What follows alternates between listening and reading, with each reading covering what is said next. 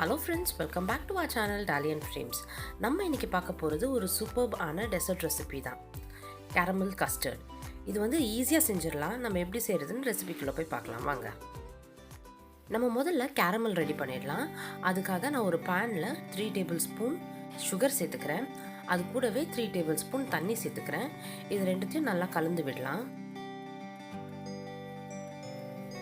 என்கிட்ட இந்த சுகர் இருந்ததுனால நான் இதை யூஸ் பண்ணுறேன். நீங்கள் ஒயிட் சுகரையும் யூஸ் பண்ணலாம்.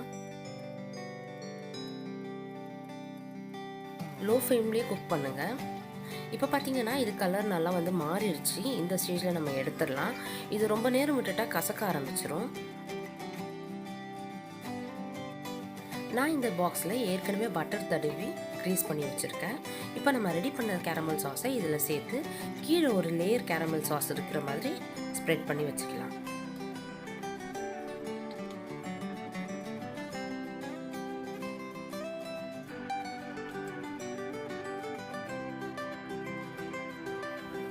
இப்போ கஸ்டர்ட் ரெடி பண்ண நான் ஒரு பவுலில் 1 கப் பால் சேர்த்துக்கிறேன்.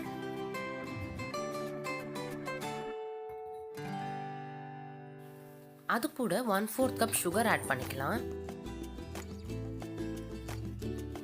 இது ஆல்ரெடி நல்லா காய்ச்சி ஆறின பாலை தான் நான் எடுத்திருக்கேன். இப்போ இந்த சர்க்கரை நல்லா கரையிற வரை நம்ம அதை மிக்ஸ் பண்ணிக்கலாம். நம்ம இப்போ இதில் முட்டை சேர்த்துக்கலாம். இதுக்காக நான் 2 முட்டை எடுத்திருக்கேன். நம்ம ரெண்டுத்தையும் உடைச்சி இதில் சேர்த்துக்கலாம்.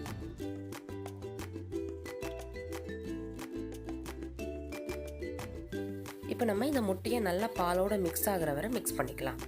நிறைய பபிள்ஸ் வராமல் பார்த்துக்கோங்க.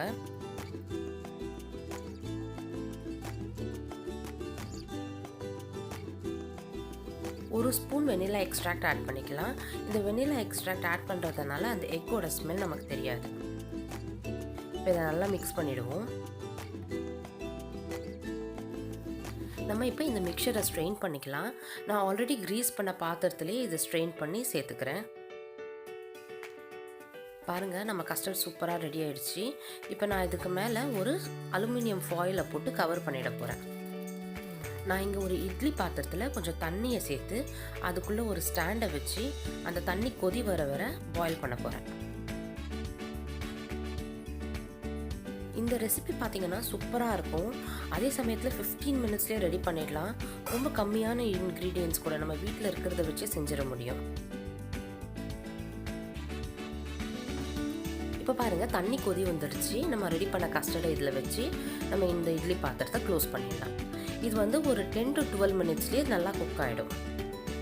இப்போ 10 மினிட்ஸ் ஆயிடுச்சு. நான் வந்து ஆஃப் பண்ணிடுறேன். இது அப்படியே க்ளோஸாக ஒரு 5 மினிட்ஸ் இருக்கட்டும்.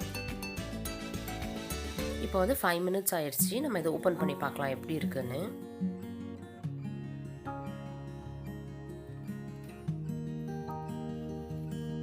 பாருங்கள், நம்ம கஸ்டர்ட் வந்து எவ்வளோ சூப்பராக ரெடியாக இருக்குது.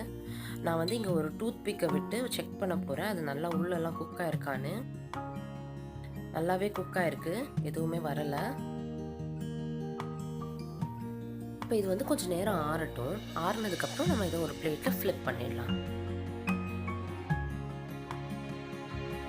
நான் சைட்ஸை ரிலீஸ் பண்ணுறதுக்காக ஒரு நைஃபை வச்சு சைட்ஸ் எல்லாம் ரிலீஸ் பண்ணுறேன். நம்ம இப்போ சர்விங் பிளேட்டில் நம்ம கேரமல் கஸ்டர்டை ஃப்ளிப் பண்ணிடலாம். ஃப்ளிப் பண்ணதும் மேலே கொஞ்சம் டேப் பண்ணிவிட்டு அதை மெதுவாக நம்ம லிஃப்ட் பண்ணிடலாம்.